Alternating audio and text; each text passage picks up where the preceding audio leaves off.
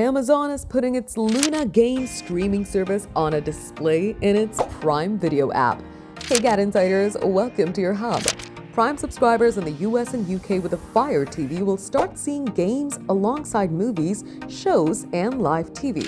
A Games tab will appear at the top of the Prime Video app, with Amazon planning to expand this update to more countries and devices in the coming months.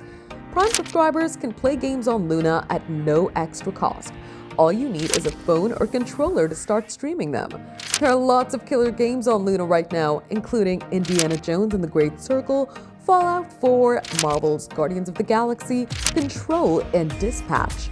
EA Sports FC 26 is okay too, and there are some games you can check out with friends and family as well, such as Clue, Ticket to Ride, and Taboo, with Amazon refreshes the Luna lineup every month.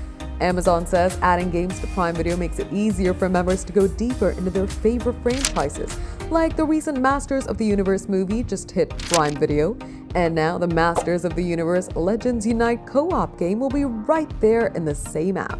Bringing Luna to Prime Video is a smart, logical step for Amazon.